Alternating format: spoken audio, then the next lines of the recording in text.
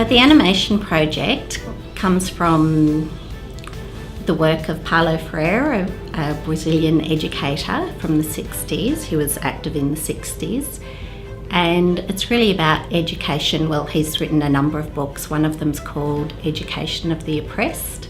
So it's really talking about how do we work with people who maybe haven't had much access to education to provide them with the skills to be competent masters in their own environment. The St Vincent de Paul Society were quite interested in this and they brought it to Australia. They invited a man called Abrahams to come over and talk about the process. And that happened in the sort of mid-1990s. Sister Mary and some of the others were struggling with how could they actually help people in Claymore. Both St Vincent de Paul and the sisters were very interested in seeing what they could do with it. So one of the mechanisms they already had sorted out was a fortnightly lunch, and it's still going today. That was just a way of bringing people together, sharing some food and giving them space to talk about what was happening in their communities. What happened with that was at first when people started to share their stories, they were already struggling with domestic violence, poverty, all of the effects of that. And they started to talk about things, and as they talked, it actually had the sort of reverse effect of they actually started to feel worse because all of a sudden they were sharing how difficult their lives were. St Vincent de Paul and the sisters were thinking, what can we do to change this? And what they did was they brought in an artist, a community artist, who worked with the group to very slowly over time sort of try to draw what the kind of community they'd like to live in. And that was really the beginning of hope for the community. It really started to crystallise for people like what the real dreams of that community were. And from that today, we see a lot of the drawings that they did then, they've actually achieved a lot of that. It's interesting to work from an animation approach because we don't come with anything tangible, I suppose. We don't come to the table saying we will offer you a course and you will all be trained in this and you'll have wonderful jobs at the end of it. Our approach is different in that what we're trying to do is empower people to make their own decisions, to work collectively. So the next part that came from that is we drew these interested people together and said, come on down, let's talk about this further. Obviously, we're hearing you all want to do something. What is that something that you want to do? And how can we support you in doing that? It's very much a matter of empowering individuals and drawing them together into a group to work on their one topic. As a lot of residents feel, when I started, I was shy, I had low self-esteem and thought that my community was one that I didn't fit in with and one that I couldn't change. Through the support given, I have now found my voice. I'm talking to everyone and even on the microphone. I now tell other residents that together we can accomplish positive change, and a community isn't a group of separate houses with people in them. It's the people in those houses that make a community. We don't have to be all the same or agree on the same things. Diversity is our community and we all fit in.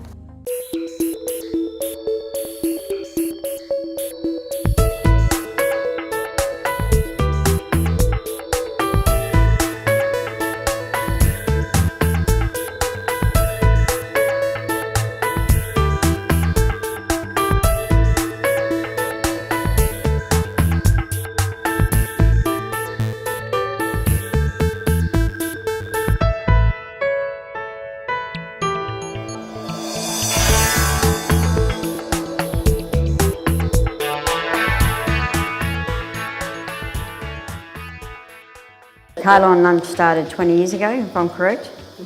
I volunteer because I like to cook for the residents in Claymore, and I get to meet new people, I get to learn different meals. Love the people, love being with the people, new friends, even the residents, some of the residents, talking to them, yeah. I love meeting new people. Yeah, I was really shy, I would never come out, I was always sitting at home and I thought, no, next year I thought I'd get out and try something different, and I got to meet new people. So I was very self-conscious. My confidence is very high now. I'm able to talk better to people and communicate. And I get along better with people now. Made me confidence. It's because I wasn't thinking of doing this. It's very good what we do in the community. Before I didn't have the confidence to cook for people, not knowing if they're going to like my meal or then, if they do like it. I cooked my pasta once and I put a bit of wine in mine. I did the Italian pasta and everyone liked it and I was shocked. I thought, oh wow, so they like it. It's good for the community, for the residents to come here and get together, talk to each other, know each other. Yeah, because you don't even know some of the residents are in trouble or have problem at home. But it's good to come in here and talk about their problem so that maybe someone in the community will talk to their problem, solve the problem, things like that. It sort of opened up my eyes about the Claymore community, how many people that need a helping hand in the community. The volunteers are the ones that are cooking, but we get our funding from St Vincent de Paul. We all take turns in cooking and setting up. Ella and Iranka, they're always there to give us feedback and about the animation project. I reckon everyone should have a turn at volunteering to see what goes on in the community. When I came first meeting this, I didn't speak very well English, and I come to the apartment housing in Claymore, and after that he sent Sister Mary to my house, and Sister Mary the one helped me for everything, and after Sister Mary the one sent me to the Kylo, and from there I start to friend with everyone, and we all together and we talk all the community, we talking, and after from there we know all the stuff what we really want for our community. Claymore is great the way it is. There's nothing to be changed. Just more progress, more things to be done, to do, especially for the young kids. I cook the KLS because I get a free lunch and I see all my friends. I have been involved with St de Paul's Came on Lunch for about 10 years. Kelon is the place where I made friends more because I was very homely, and I started to come to join at Kelon and I've been a volunteer, and it's beautiful.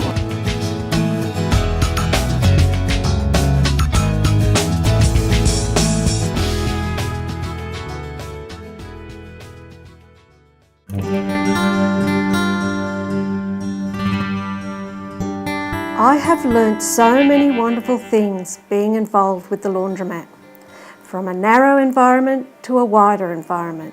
From a shyness to a confidence. From poor English speaking to fairly good English speaking. From a scary heart to a strong heart. From poor self-esteem to positive self-esteem. From a lonely person to a social person. It made me look like a new woman in a new world.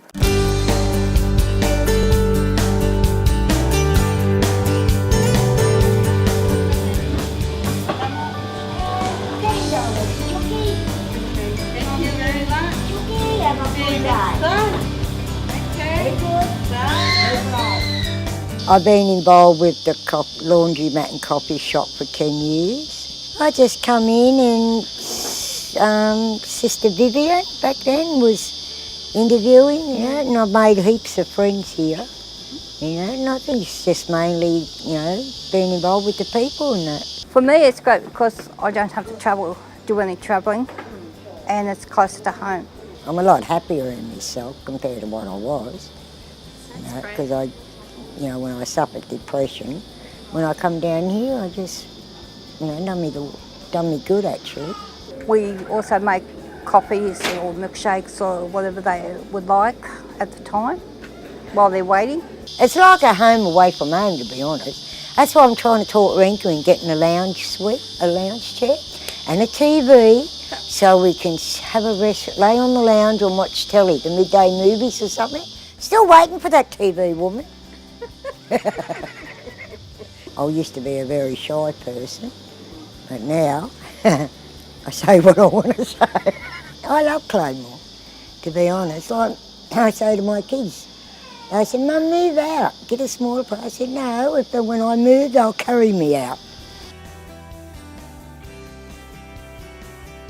Check out girl, he says, I know this lady, she's a volunteer up at the laundromat at Claymore. Do a good job, take your washing there. All in a minute, it made me proud. Yeah. You know, I got embarrassed, but it made me proud.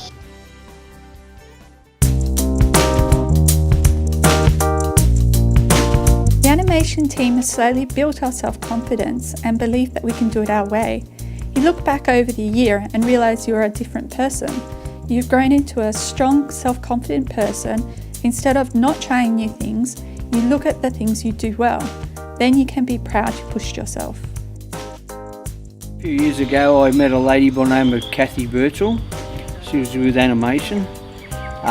She asked me to attend a few different meetings with her, which I sort of liked and got involved with. And then one day she suggested we try to start a committee up here.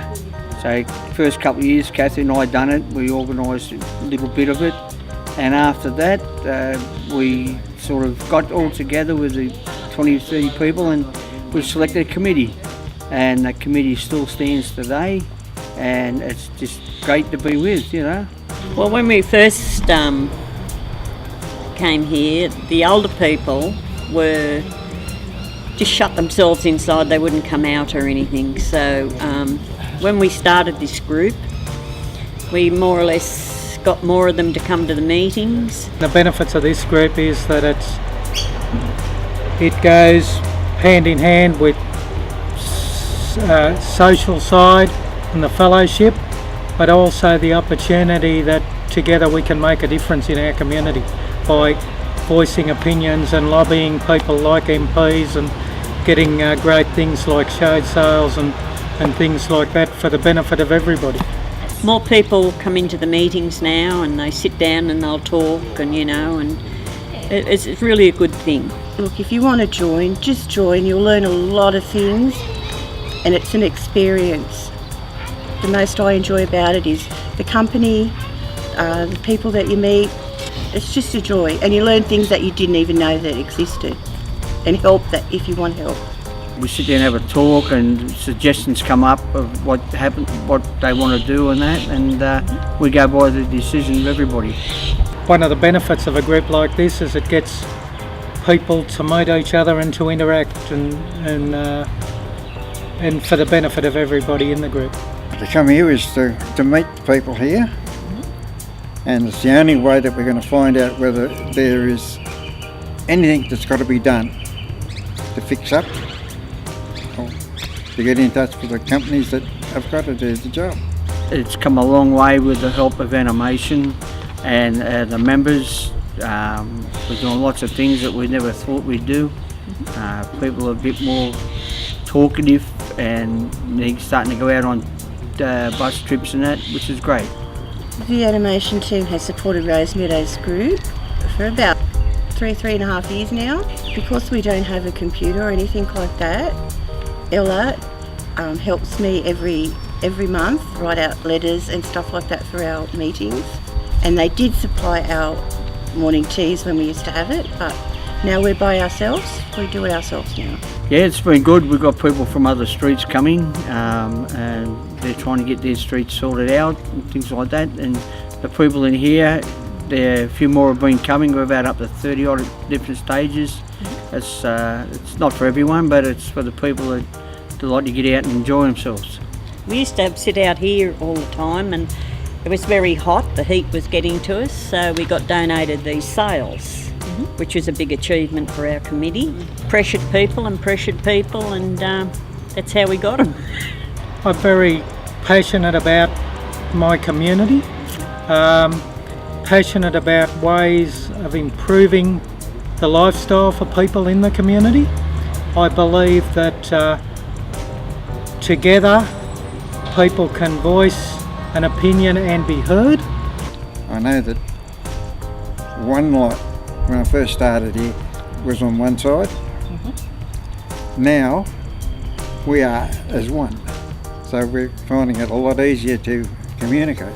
I think working with a group, learning new skills through training and the opportunity to work with a very active committee. I've been lucky enough to be nominated for a few positions, and we've gone to a great lot of functions, and it's always been with animation or other groups, and I've been well brought into their groups, and it's been fantastic. It's been a good little journey along.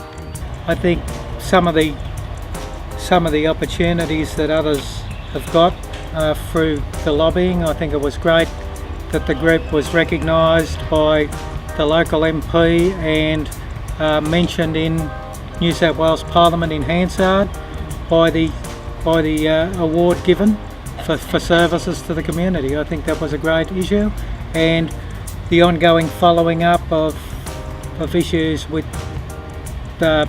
housing and other government agencies to make the lifestyle better for everybody. In the next street there, which is where we come from, we're having problems with, the lawns and that not being mowed, and so we've approached Department of Housing, which so far haven't come to the party, but we're still plodding along. I've learned new skills by given the opportunity to take on an executive role and work with a very active executive, and work with the animation team at St Vincent de Paul that have given a lot of time and effort to the success of the group. And can I just say thank you to animation team and St Vincent de Paul for all their help that they've given us through the years. Thank you.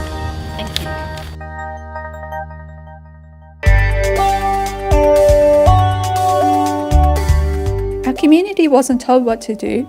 Rather, the animation project worked with us to help solve our problems for ourselves.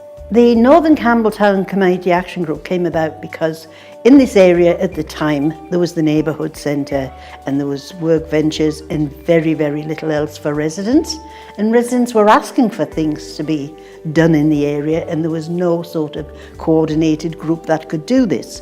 So with the help of various organisations, St Vincent de Paul and Neighbourhood Centre and different ones, we held a public meeting in the Neighbourhood Centre, and we had quite a large group of people came to that meeting, and from that we formed the Northern Campbelltown Community Action Group. There's a few things that residents, were not happy about, things that were going on in the community.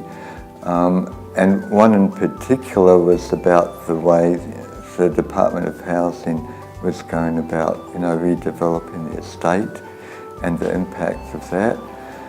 And so residents wanted to have more of a say in that process, like we wanted to be able to have an input in how they did that. It was mainly to empower the residents, so that we could come together and discuss the issues that we had, and from that be able to communicate back to the department about things that we felt they'd overlooked or that they were not respecting the needs of residents. Shortly after the committee formed, there was some trouble in Macquarie Fields, and I'm sure everybody have heard of the riots of Macquarie Fields.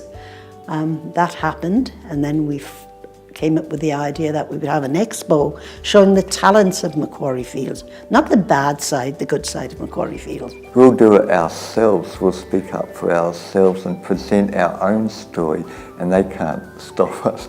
So we had this thing, and it was, really successful. It brought people out, and I think it created a really positive energy in the community. It sort of gave people a bit of hope to overcome that negativity that had been portrayed. People who had never been involved with the group came into the group and said things like, "Oh, I didn't think this happened. I thought you had to be somebody and you had to know this and you had to do this and before you could join the group." Well, those people came and joined the group and found that they had talents that they didn't realise they had.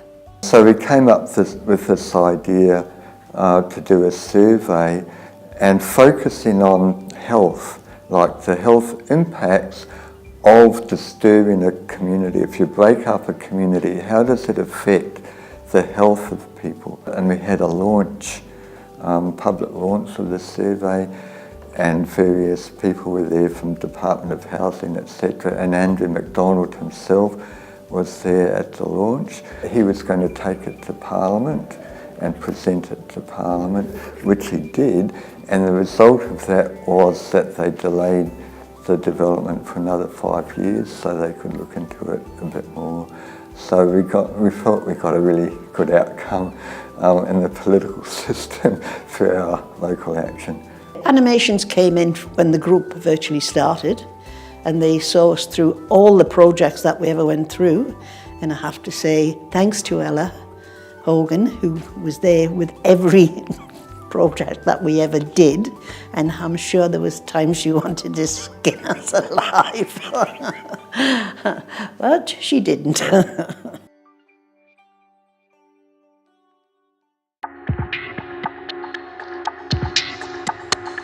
I've learnt about power and rights. I know now I have power within myself to bring about change. This gives me strength and motivation to involve myself in community activities. Together we have power to bring about change to resist injustice.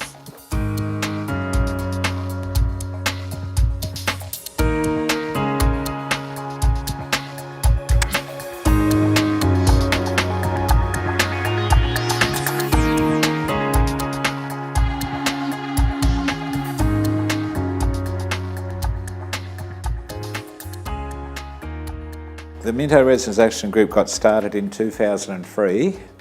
I moved into Minto in 99 and then soon found out about the redevelopment of Minto.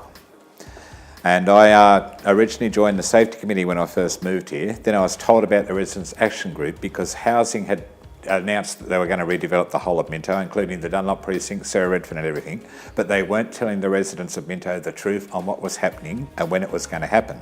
So that's the reason the Minto Residents Action Group came into formation, to get the government to tell us the right details and tell the people of Minto exactly how it was what was happening and how it was happening. Places were getting pulled down and we knew nothing about it until the next day.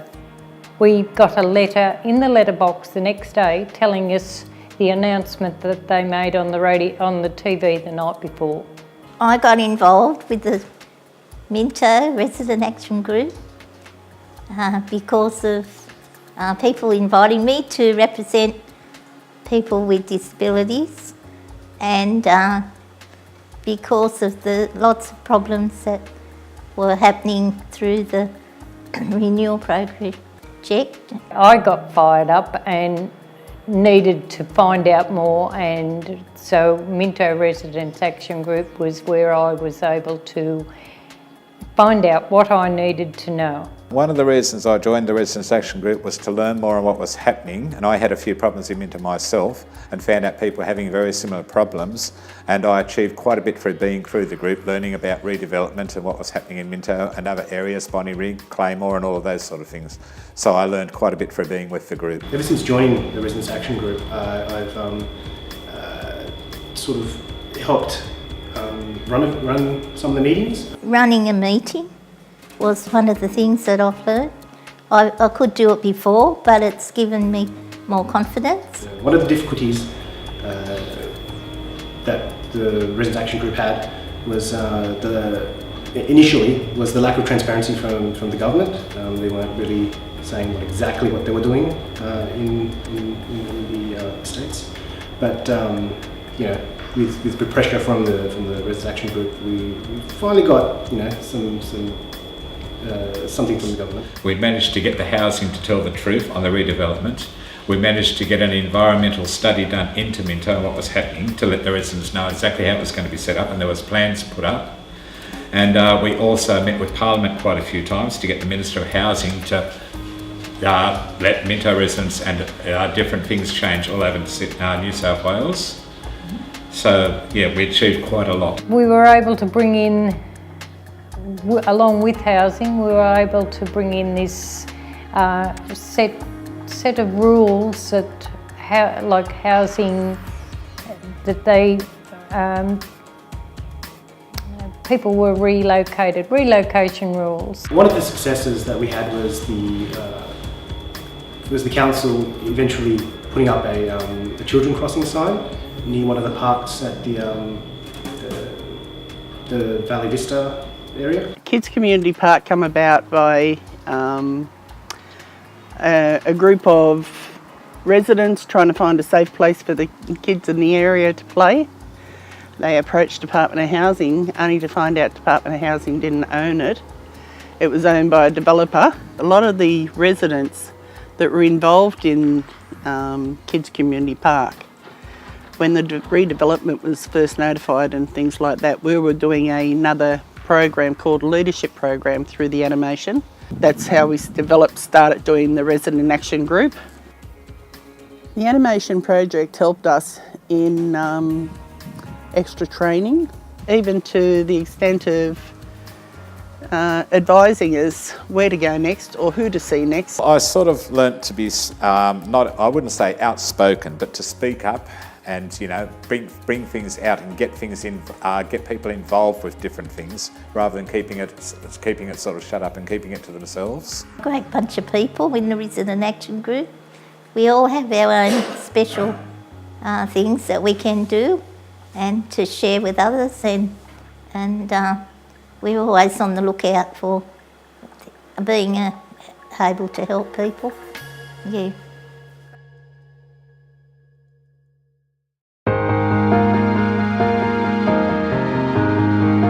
My confidence has grown with my acceptance into the group and through knowing that the others are genuinely interested in my opinion and now knowing I am valued. We had so much help and support from animation. We now feel quite competent to carry on.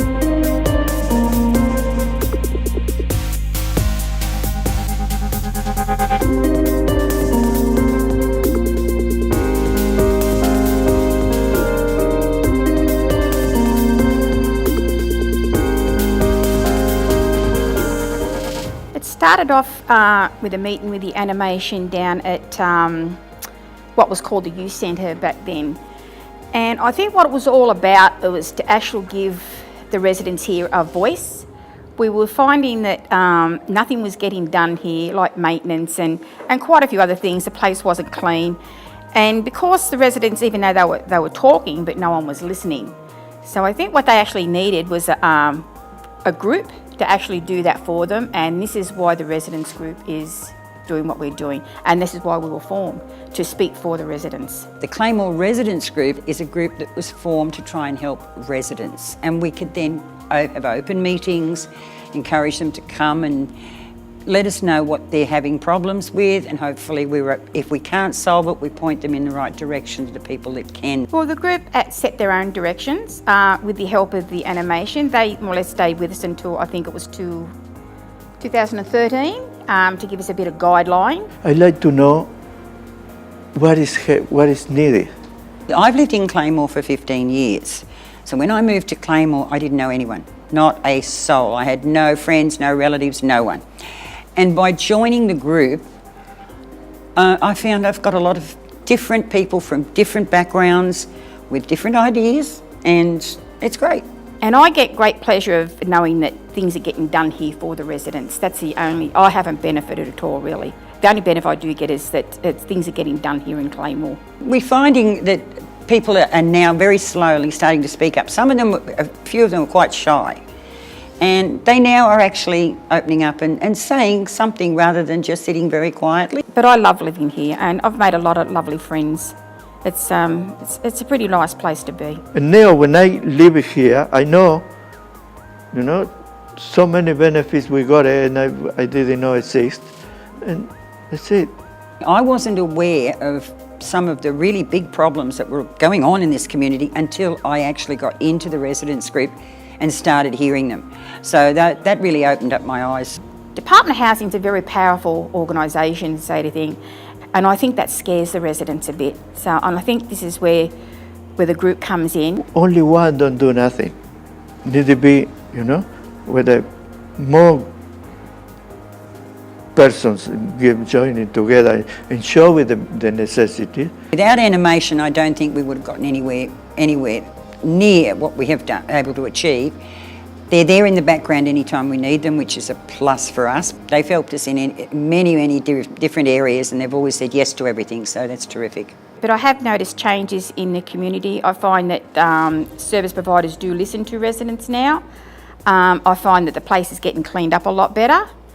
Yeah, but I mean, there's still a long way to go, especially with housing, but we're still working on that. We've had enough input from animation that we feel, well, we know, if we don't have an answer, we can get it. And so to me, that's what we're there for. The life here in Claymore, that's it. We live here in the family 24 hours because most of the people live here, they don't go to work, you know? And then what are you, in which way you support those kids running around, and you know, sometimes it's not enough. All the achievements that you get out of it, and as I said, you meet a lot of new people, you go to a lot of places, which I have been, and yeah, look, I love it, you know. I wouldn't do it any other way. Yeah, it's been good.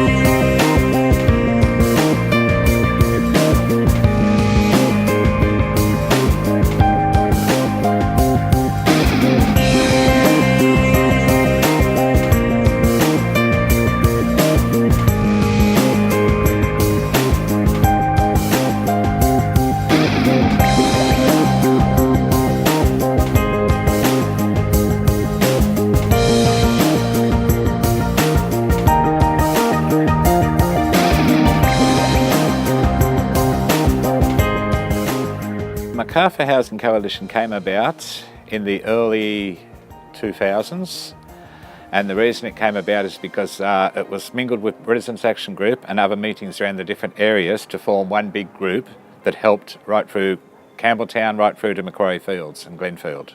Through the support of St Vincent's de Paul and Paul Power, who was the manager at the time, or director, whatever it was called, he was very, very helpful, and he showed a lot of concern for the residents' predicament, and it was kind of through him really that the animation kind of strategy, largely through him, that came into place. So it was that process, a gradual process that you talked about, of equipping the residents, you know, learning the skills of how to speak out. Minto needed a tenant advocate to speak up for the people. It was mainly residents that decided what was going to happen, yes, and fewer service providers were involved in the end. Being a member has helped me to grow and to know how people live in other areas, and also to are thankful that we've had animation and other people who are experienced. Minto, if you like, was the first cab off the ranks in terms of this strategy of redevelopment of public housing. We were able to stop the redevelopment for 12 months. While I was with Macarthur Housing, the animation project supported it very well because they did provide the funding, plus we had quite a few meetings at the animation project in Campbelltown. We had monthly meetings, and all of the secretariat that was run by members themselves who were in those positions, but a lot of support from animation, like in terms of office space and funding for correspondence and various things like that. While I was involved with Macarthur Housing, I did benefit because I was chairing Macarthur Housing for a while, and I'd also chaired the Residents Action Group, and I learnt a lot about it and what was happening in the community and getting things done in different areas of the community, like Campbelltown and that. Yes, I definitely did. What I do like about Macarthur Housing Coalition is the fact that it goes over all the different housing estates. Sort of made me open up more and made me talk to people more and learn more about people in the community and people that are having problems like I've had myself. Through that process, you know, residents were coming into leadership roles and able to manage things themselves, and that's a really important part of the process of empowerment.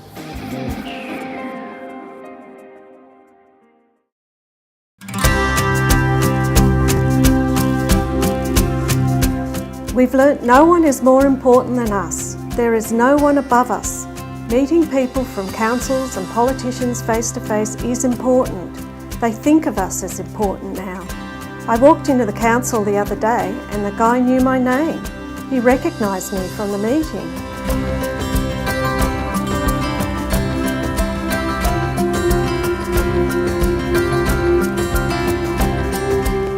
I got involved with the Bradbury Master Group by mainly seeing ads in shops, and I'd just retired from work following a stroke and I needed something to do with my time. I went to a meeting, got very involved, met some lovely people, and I've been involved ever since.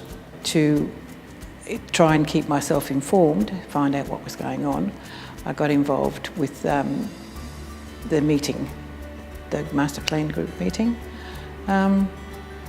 So basically my children had moved on and I thought, right, time to get going in the community.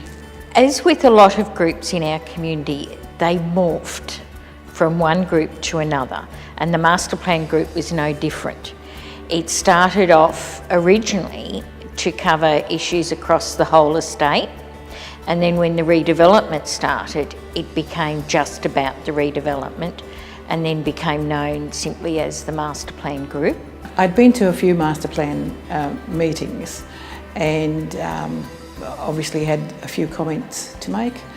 John Pazick was there at the time, and after the meeting had finished, we had been talking, and you said to John, I think this lady would be really good in the group. And yes, it kind of it gave me a little bit of a boost, and I thought, oh, okay, so this is okay. I'll keep coming to this. So I just kept coming and getting more and more involved and more outspoken. The difference was that residents took more control in running the meetings, in organising who would come, we wanted to give reports. So basically it changed that way. Residents had more control with it. So it became about what the residents wanted, and they needed a safe place to come and talk about their fears and about their concerns and what was happening. So it was basically listening to residents. Master Plan Group has had a lot of achievement through the redevelopment, people that have moved out, and I know a lot of people that lived in Ed's for a lot of years, have now moved out of Ed's, but they're dying to get back.